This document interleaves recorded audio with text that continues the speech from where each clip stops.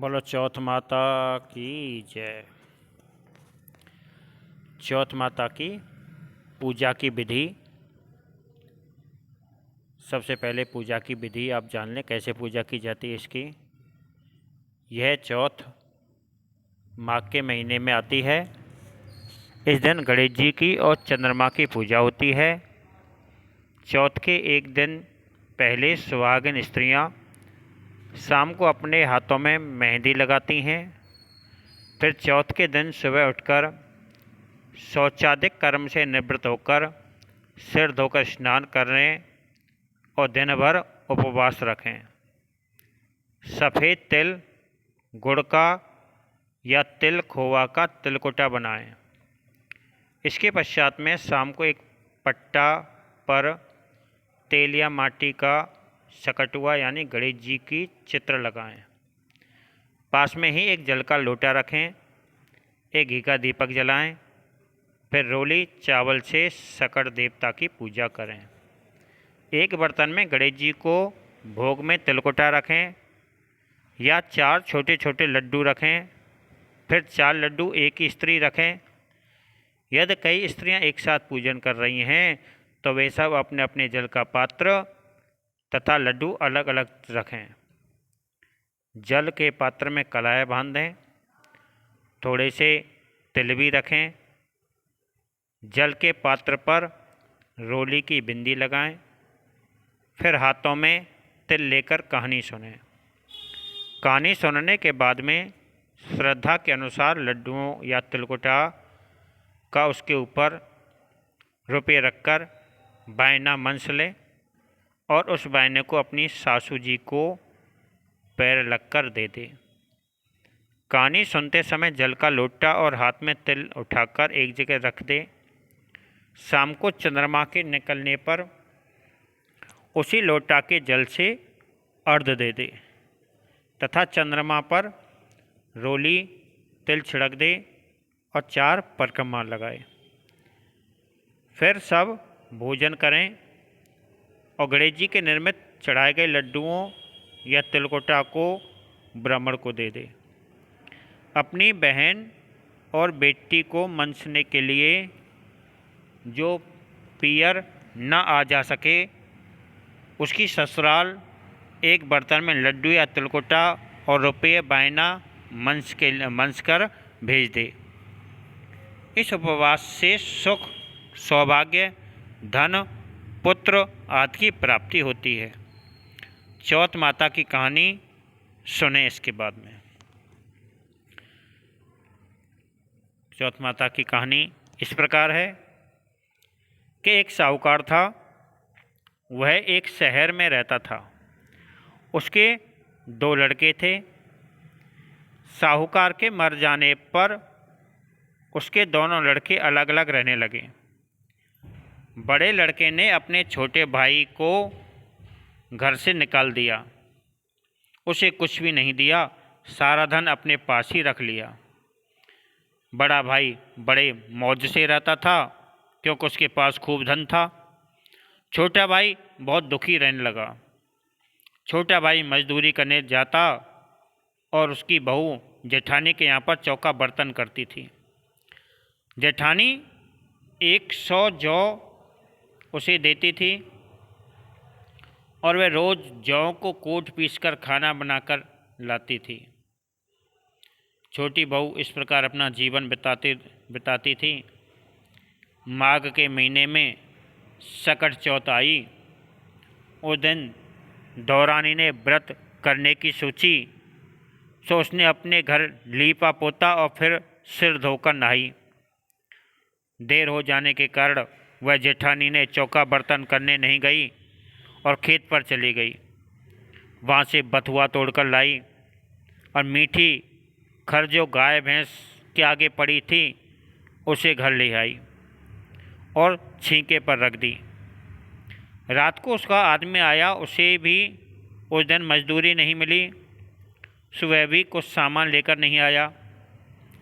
दिन भर थका मारा होने के कारण उसने अपनी बहू से कहा कि ला भाई जो कुछ खाना हो दे दे, मैं बहुत भूखा हूँ। उसकी बहू बोली कि छींके पर बथुआ और मीठी खर रखी है, उसे खा लो।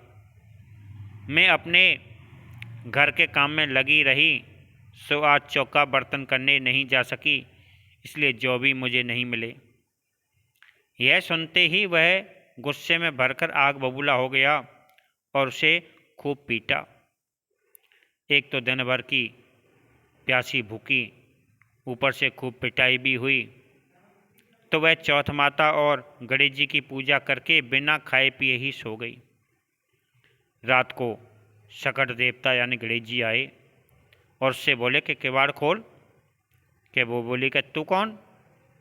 तो यह सुनकर गणेश जी बोले कि मैं शकट हूँ। यह सुनकर वह बोली कि तू शकट है तो अपने आप ही किवाड़ खोल ले, मैं तो बहुत थकी मारी हूँ और पिटी पिटाई पड़ी हूँ, मेरे से नहीं खोला जाए। इतना सुनते ही शकट देवता भीतर घर में आ गए और बोले कि मुझे खूब भूख लगी है, खाने को दे। वह बोले कि मेरे पास खाने को कुछ भी नहीं है, छींके पर खर और बथुआ रखे हैं, सो ले ले और खा ले। अब तो शकट देवता ने खर और बथुआ खूब पेट भर कर खाया। फिर बोले कि मैं प्यासा हूँ, पीने के पानी दे। तब वह बोले कि पानी का घड़ा भरा हुआ रखा है, सो पी ले। अब तो शकट देवता ने खूब पानी भी पिया। वह बोले कि मुझे बड़े जोर से हंगास आ रही है। यह सुनकर बोले कि चारों कोने और पांचवी देरी पड़ी है, मन चाहे जहाँ हगले, अब तो सवेरे देखूंगी। फिर वह बोले कि बता अब पहुँचूँ कहाँ? तब वह झुलझुलाकर बोली कि पहुँच ले मेरे ललहार से। वह उसके ललहार से पहुँचकर चला गया। दिन नहीं निकला कि बच्चे सब जागकर उठ बैठे और अपनी मैया को देखकर बोले कि माँ, तेरे माथे पर ये सोने का झुमका बेना कहाँ से लटक रहा है? यह सुनकर वह अब आप भी जाग गया, उसका बाप भी जाग गया और उसने देखा कि चारों कोने और पांचवी देरी सोने चांदी हीरे मोती आदि जवाहरात से चमचमा रहे हैं।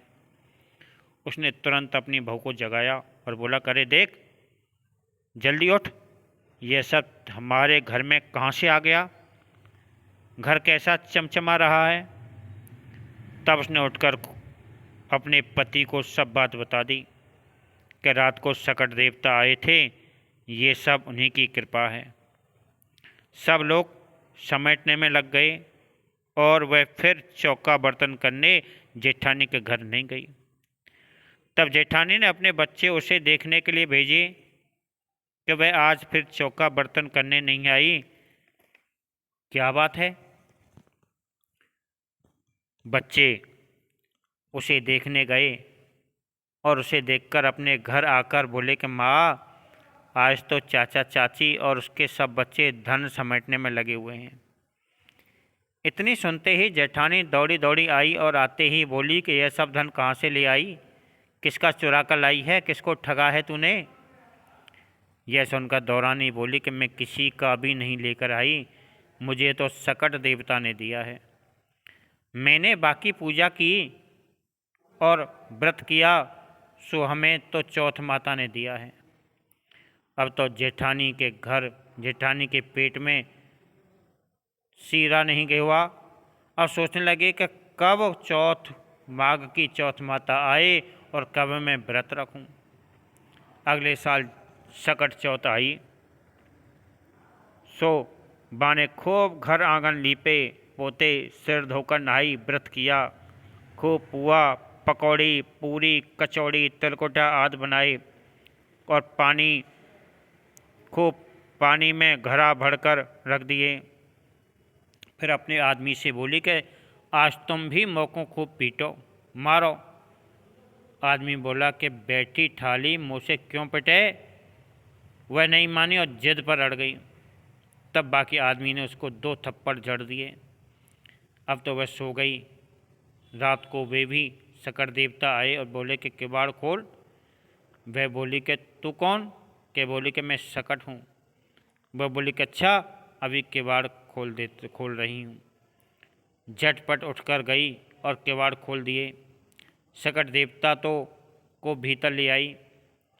सकट देवता बोले कि मोकू बहुत ज़ोर से भूख लगी है। सो जेठानी बोली कि उसने तुमसे बथुआ और खर खाई, मैंने तो आपके लिए खूब पूरी पुआ पकौड़े और तिलकुटा आदि बना कर रखे हैं, तुम खूब पेट भर कर खाओ। सकट देवता ने खूब खाया और खूब पानी पिया। फिर बोला कि मुझे तो हगास आ रही है। वह बोली कि चारों कोने पांचवीं धेरी खूब झाड़ पोंछ कर लीप पोत कर रखे हैं, जहाँ तुम्हारी इच्छा है खूब करो। वह बोला कि अब पहुँचूँ कहाँ? से बोली कि सुखिया की ललारी से पहुँच लो। सो वह सब बाकी ललारी से पहुँच कर चले गए। अब तो जेठानी को इतनी बदबू आने लगी कि वह उस पर सोया भी नहीं जाए। बार बार माथे पर हाथ लगाए और हाथ चिपचिपा। ऐसा करते करते सवेरा हो गया। उसके घर में खूब बदबू उड़ने लगी, मक्खियाँ भिनभिनाने लगीं। यह देखकर उसका आदमी बोला, करी राण, जब तो मैंने तोकू नहीं पीटो, लेकिन अब पीटूंगा। तैने उसकी होड़ क्यों करी? यह सुनकर उसकी खूब पिटाई हुई। घर में से अब तो सकट की टट्टी साफ नहीं होवे, साफ करते करते थक गए। तब वे पंडित जी के पास में पहुँचे और उसे बुलाकर घर लाए। पंडित जी विचार करके बोले कि तुमने छोटे भाई का आधा हिस्सा नहीं दिया है, तुम उसका आधा हिस्सा बुलाकर उसे दे दो, तब ये अपने आप सिमट सकता है, नहीं तो यही नहीं सिमटेगा। जब उसने अपने छोटे भाई को बुलाकर उसका आधा हिस्सा दे दिया, तब वह सब जगह से सिमट गया, पर एक जगह से नहीं सिमटा। तब पंडित जी फिर बोले कि यहाँ पर भी कुछ है, उसमें से भी उसे दो, तब वह सिमटेगा। वहाँ चक्की के नीचे हंसली गड़ रही थी, वहाँ से हंसली निकाली और उसमें से भी जब आधी उसे दी तो तब वहाँ से भी सिमट गया।